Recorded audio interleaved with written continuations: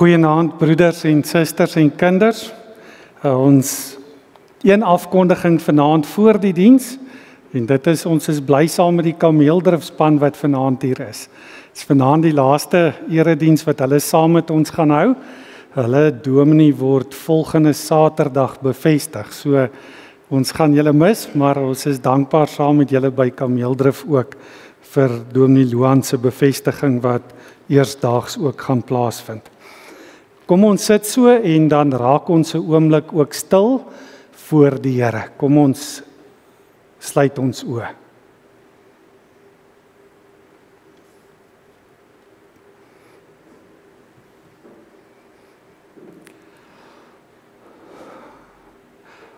Ons hulp is in die naam van die Here wat die hemel en die aarde geskaap het en wat getrou bly tot in ewigheid.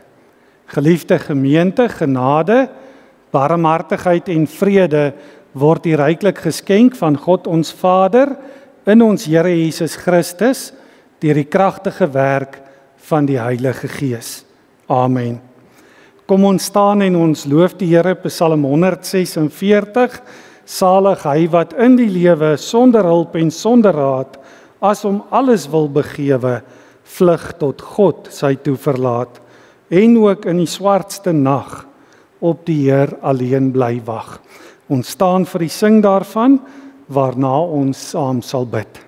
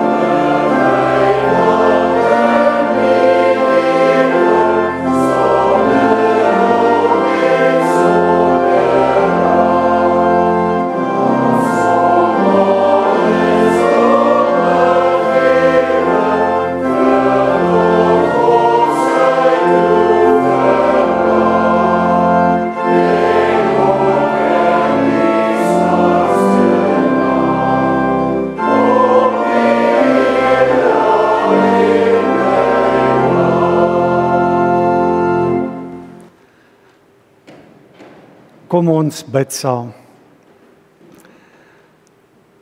Ons Vader in die hemel, wat 'n voorreg om vanaand ook hierdie bekende psalm saam te kan sing en saam daardeur ook U naam te kan loof en te kan prys. Want aan U alleen kom toe die lof en die eer, die aanbidding van ons harte. Want U is die enigste Here, wat nie alleen alles geskep het en gevorm en gemaak het nie, maar wat dit ook elke dag deur die liefde en deur die genade ook in stand hou.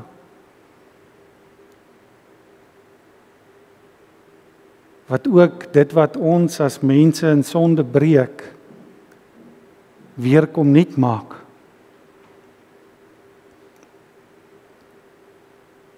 En daarom bid ons vanaand ook,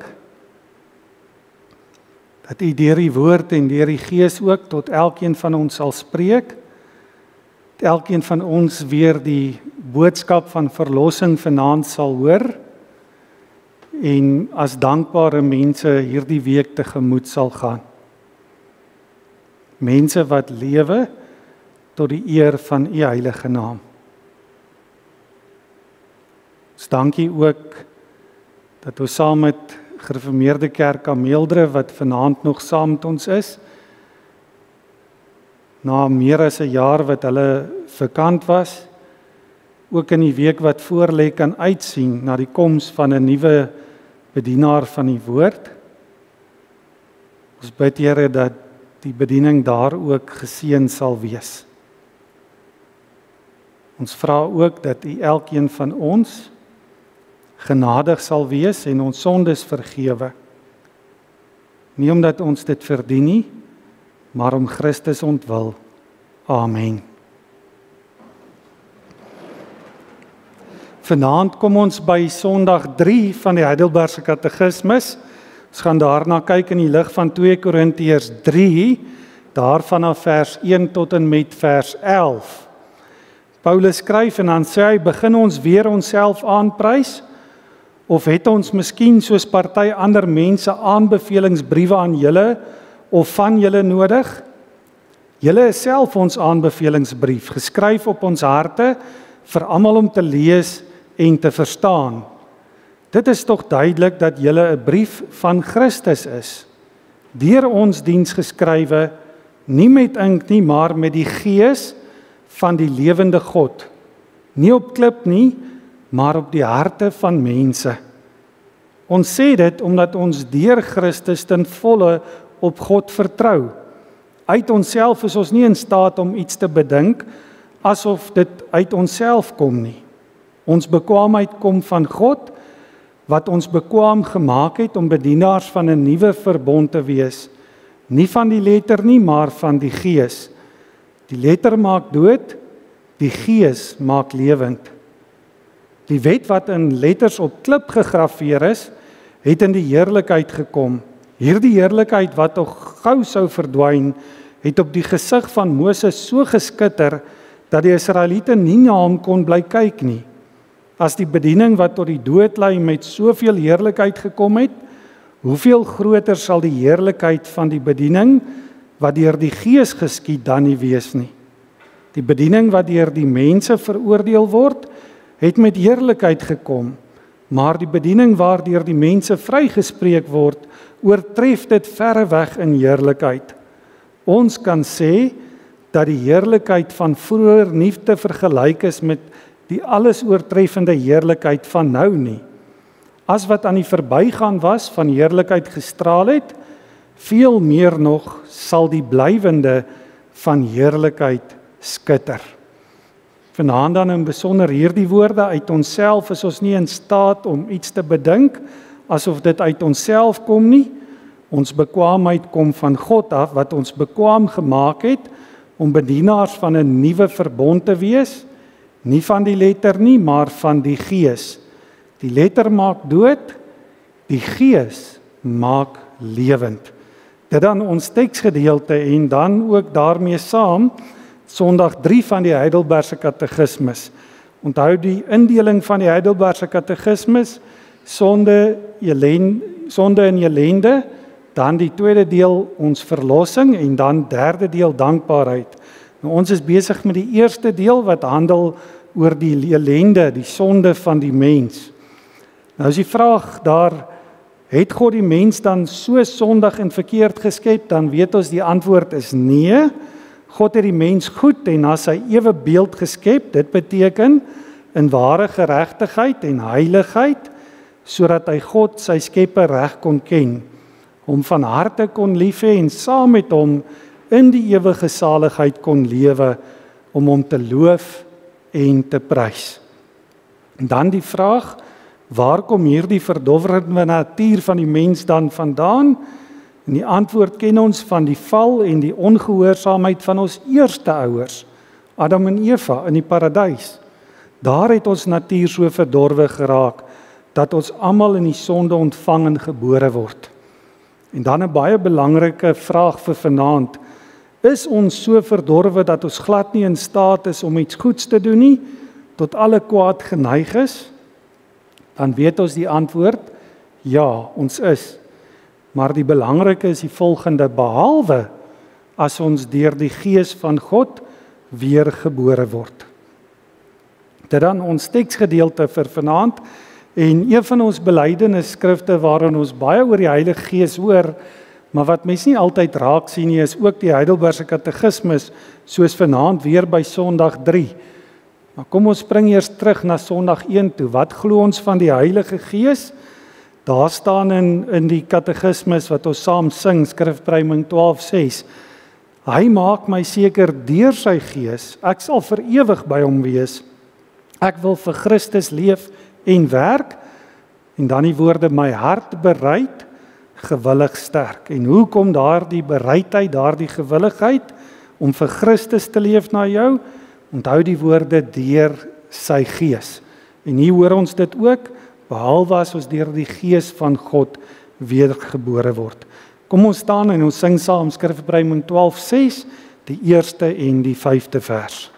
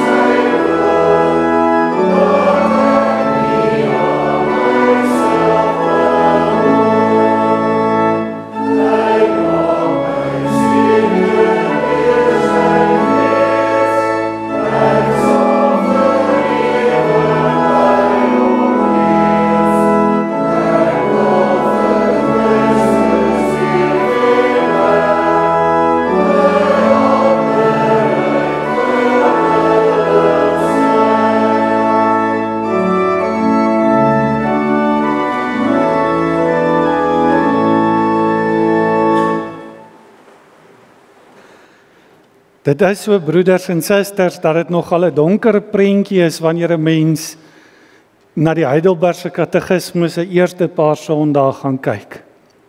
As jy hoor van jou sonde en jou ellende, onthou ons het dit verlede Sondagoggend ook gehoor, dit gaan oor my sonde en my ellende. En dan is dit 'n donker prentjie en dan besef 'n mens maar ons staan almal skuldig voor God. En ons kan daardie skuld elke Sondag ook raak sien as ons na die 10 gebooie luister. So oor die implikasies van die sondeval vir ons lewens, daaroor is daar nie onsekerheid nie. Maar tog moet ons nie moedeloos raak nie. In Sondag 3 gebeur dit dan ook in hierdie laaste vraag.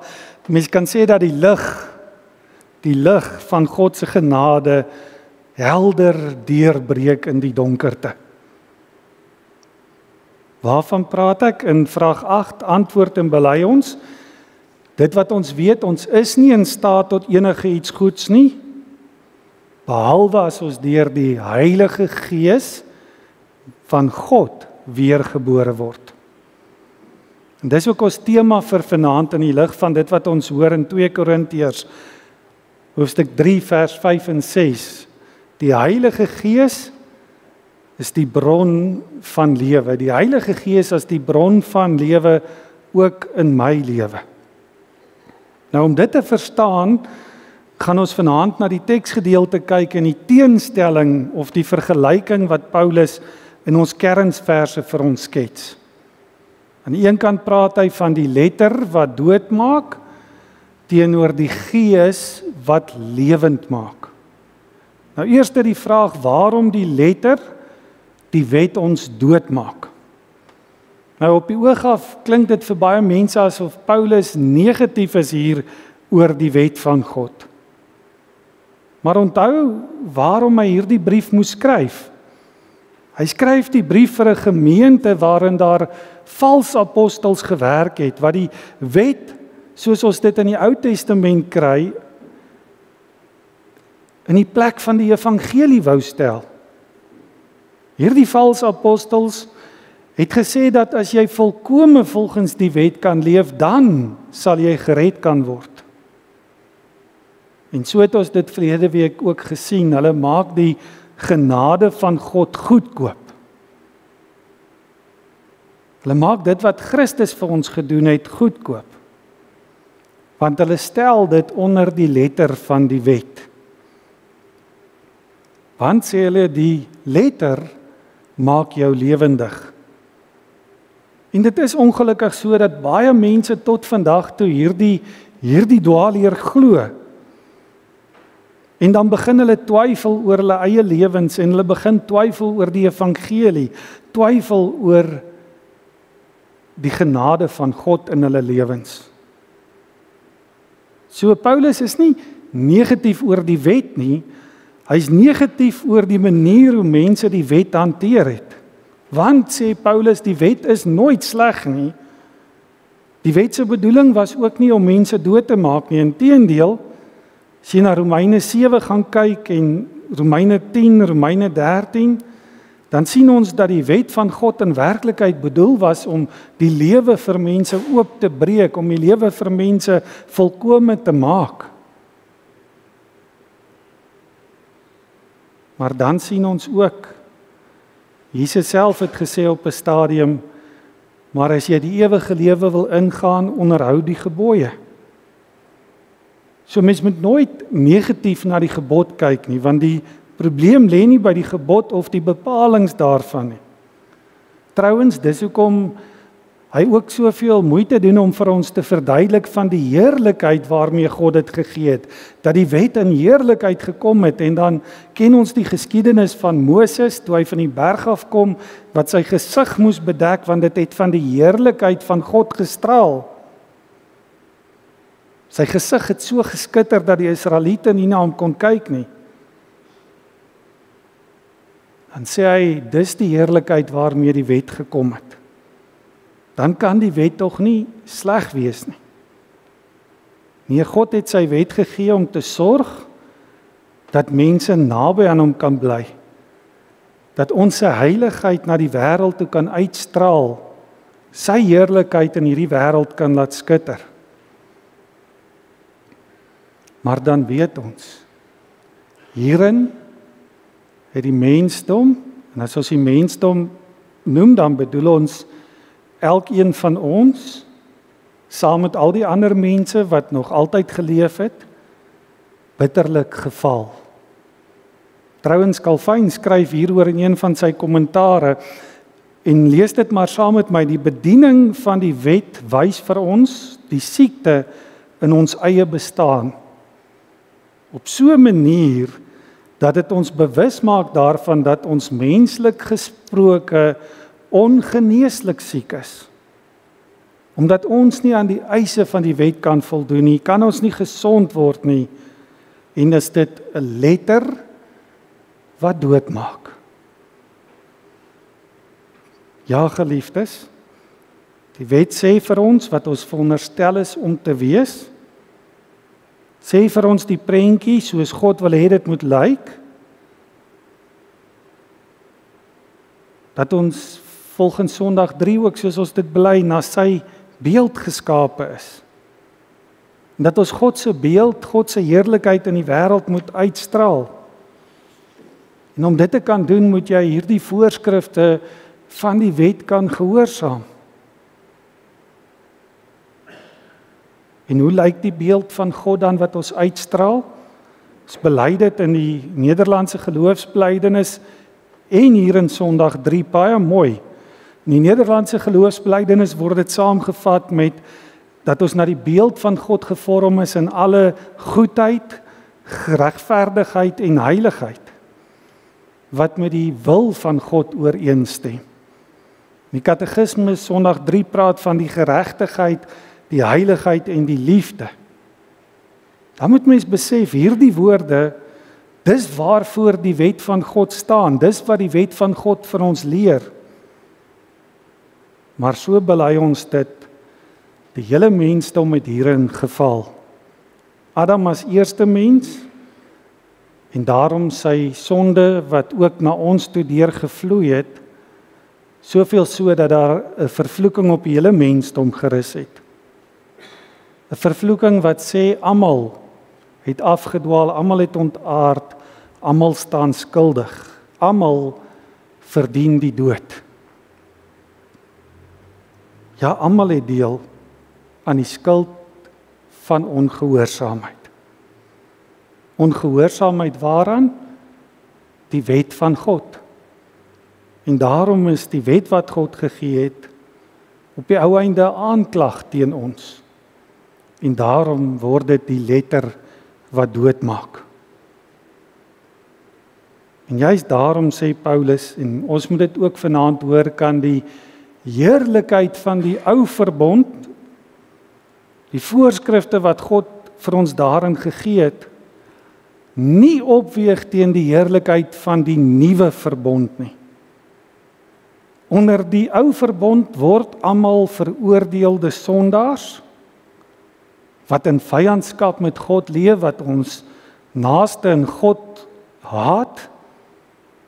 Maar nou, in die bloed van ons Here Jesus Christus, wat die nuwe verbond beseël het, sê hy kry ons vrye toegang tot die genade waarin ons nou vas staan. Verheug ons in die hoop op die heerlikheid wat God vir ons bestem het. En Petrus self sê dit ook vir ons hele lewe kom uit by 'n punt waar ons hierdie heerlikheid waardig is. Maar die vraag is, hoe kom jy daar? En dis die enigste antwoord. God het sy liefde in ons harte uitgestort deur die Heilige Gees wat hy aan ons gegee het. En dis die teenpool van vanaand se vergelyking. Teenoor die letter wat doodmaak staan die Heilige Gees wat lewend maak. Want liefde is eintlik al wat die wet van God van ons vra. En dis ook die troos vir vanaand se prediking in Sondag 3. God gee sy liefde deur sy Heilige Gees wat in ons is. So dit wat uiterlik op die kliptafels geskryf was, wat God vir Moses gegee het, word nou nie meer met ink of op kliptafels geskryf nie, maar letterlik met die Gees van die lewende God, wat op ons harte skryf. En wat skryf hy op ons hart? Hy skryf 'n brief van Christus. Daarom sê Paulus hier in vers 3 oor homself en die ander bedienaars van die woord in Korintiërs, hulle is eintlik briewe van Christus. En ons moet dit vir onsself ook kan vra, is my lewe vir ander mense met wie ek te doen kry 'n brief van Christus? Is dit 'n brief van die liefde van God? Want die gedagte waarmee Paulus hier werk, het hy nie uit sy duim gesuig nie. Hy gaan haal dit uit die Ou Testament uit. Luister 'n bietjie saam met my, Jesegiel 11 en Jeremia 31. Wat lees ons daar? In Jesegiel sê die Here vir ons, ek sal hulle 'n ander hart gee en 'n nuwe gees gee onder hulle laat posvat. Dan sal hulle volgens my voorskrifte leef en my bepalings nakom en daarvolgens lewe. Hulle sal my volk wees en ek sal hulle God wees. En dan ook die pragtige woorde van Jeremia 31, daar kom 'n tyd, sê die Here, dat ek met Israel en Juda 'n nuwe verbond sal sluit. Dit is die verbond wat ek in die toekoms met Israel sal sluit, sê die Here. Ek sal my woord op hulle harte skryf en dit in hulle gedagtes vas lê. Ek sal hulle God wees en hulle sal my volk wees. Nou ken ons daardie woorde, dit is verbondstaal. Ek sal hulle God wees, hulle sal my volk wees. Maar nou gee God nie vir ons soos Israel van ouds net die 10 gebooie nie. Nee, sê hy kom skryf op ons hart. Wat kom skryf hy op ons hart? Christus. Die nuwe verbond, die evangelie, wat beseël is met die bloed van Christus en waarvan die Heilige Gees die eerste gawe is. Met ander woorde, mens kan dit ook so sê, die eerste stuk van die hemelse heerlikheid wat nou in jou hart woon en werk. Daardie heerlikheid waarna die krag is wat moet uitstraal na die wêreld waarin jy leef. Onthou dit altyd, die Heilige Gees is die een wat jou tot geloof bring, sodat jy in 'n verhouding met God kan leef. En die liefde wat die Gees in ons harte uitstort, is die begin, kan men sê, van 'n nuwe lewe en daarom praat ons ook van wedergeboorte. Nou moet ons onder wedergeboorte baie dinge verstaan, maar eenvoudig, dis 'n totale vernuwing van jou lewe, dat ek sal stry teen die sondaar in myself. Maar dat ek die nuwe mens, wat ek in Christus geword het, wat die beeld van Christus uitdra, na die wêreld om my sal uitstraal. Hoe doen 'n mens dit prakties? Hoe kan ons dit vir mekaar verduidelik? Baie eenvoudig. Kyk wat skryf Paulus aan die Galasiërs. Ons almal ken dit, die vrug van die Gees daarteenoor. Is dit hoe ek ook vir myself en vir ander mense lyk? Vol liefde, vreugde, vrede, vriendelikheid, goedhartigheid, nederigheid, selfbeheersing. Want dis waarin die heerlikheid van die nuwe verbond in 'n mens se lewe na vore kom. En daar sê Paulus vir ons dit mooi. Hy sê teen sulke dinge het die wet van God niks nie. En daarom onthou dit. Die verskil tussen die ou verbond, die nuwe verbond, is nie dat die wet weggeval het nie. Nie, inteendeel, die wet is nie meer op klippe of op kliptafels geskryf nie, maar op die hart van elke gelowige. En deur hierdie geloof in Christus, die enigste mens wat nog ooit die letter van die wet kon gehoorsaam, wat vir ons dieselfde krag gegee het waardeur hy dit gedoen het, die krag van die Gees, kan ons in liefde vir God en vir ons naaste lewe en die wet so vervul.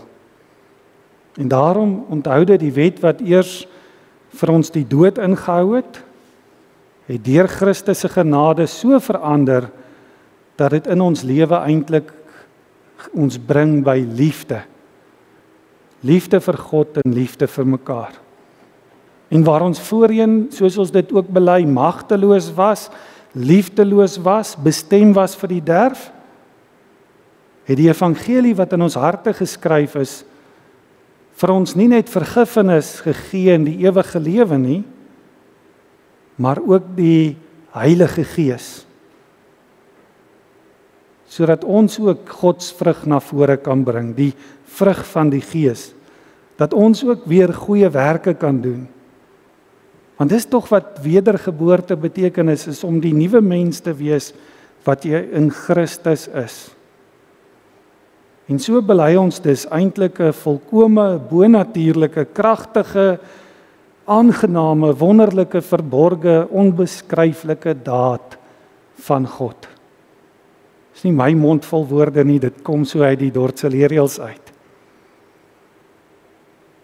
Dis hoe die wedergeboorte beskryf word. Sonder ons hulp 'n bonatuurlike, kragtige, aangename, wonderlike, verborge, onbeskryflike daad van God, waardeur God ons ook terugbring na wie ons moet wees, briewe van Jesus Christus. En juist daarom bely ons dat, wat gebeur dan? My lewe, my wil, word gebuig, word verbeter. En hierdie gebeurtenis is in die eerste plek 'n lieflike gebeurtenis, maar ook 'n kragtige gebeurtenis. Want onthou wat gebeur dan, die sondige, opstandige mens in my word dan doodgemaak, gekruisig. En in die plek daarvan is daar 'n nuwe mens waarin gehoorsaamheid aan God deur die Heilige Gees deel word van my lewe. Daarom as ons kan afsluit, ons bely dit pragtig in die Dordtse leerreëls van die Heilige Gees. Hy is die werkmeester van alle goeie dinge. Alle goeie dinge in my lewe is die werk van die Heilige Gees. En daarom sê ons vir mekaar, die Heilige Gees is die enigste bron van ons gehoorsaamheid. Dis hoekom ek aan die begin gesê het, so kom daar die lig van God se genade, selfs in die donkerste prentjie van sonde in 'n mens se lewe. Moenie daar die donker by vaskyk nie, maar soek na die lig in jou lewe. Die lig van die Heilige Gees, die lig van ons Here Jesus Christus. Amen. Kom ons dank saam.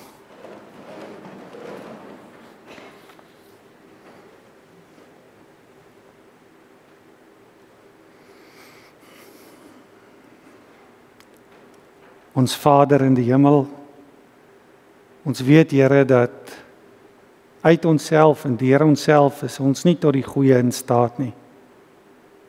Maar ons dank U vir U Heilige Gees wat U vir ons geskenk het om nie net vir ons geloof te gee in Jesus Christus nie, maar ook liefde vir U en vir mekaar. Die Heilige Gees wat ons ook nuwe mense maak. En al wil ons vanaand, soos Paulus dit sê, ek elendige mens, wie sal my van die doodsbestaan verlos? Dank ons U dat U dit doen deur Jesus Christus ons Here, en dat U daardie verlossing ook 'n werklikheid maak deur U Gees. En daarom dank ons U vanaand dat ons ook deel kan hê aan die gawe van die Gees. Die eerste deel van die heerlikheid, die hemelse heerlikheid wat daar op elkeen van ons wag. Amen. Daar is nou 'n geleentheid om liefdegawes te gee vir die diens van barmhartigheid.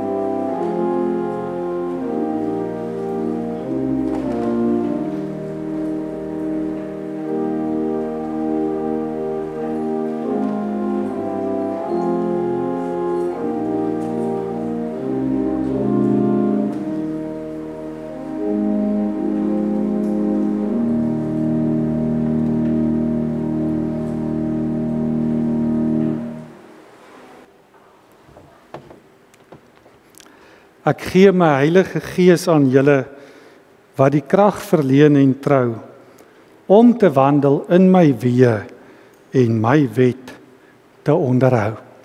Dis daai beruiming van daardie gedeelte uit Jesegiel waarna ons vanaand ook geluister het in die prediking. So kom ons staan en dan sing ons skrifberuiming 8:1 daarvan vers 2 waarna ons die seën van die Here sal ontvang.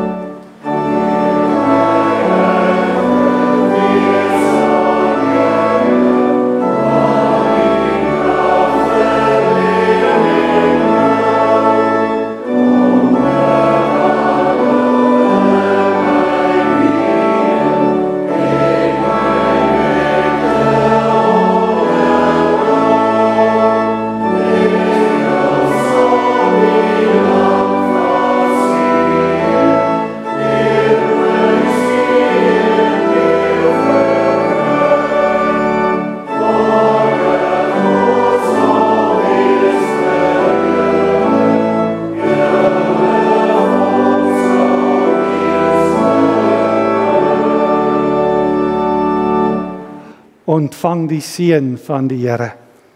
Die genade van ons Here Jesus Christus, die liefde van God en die gemeenskap van die Heilige Gees sal by elkeen wees en bly. Amen.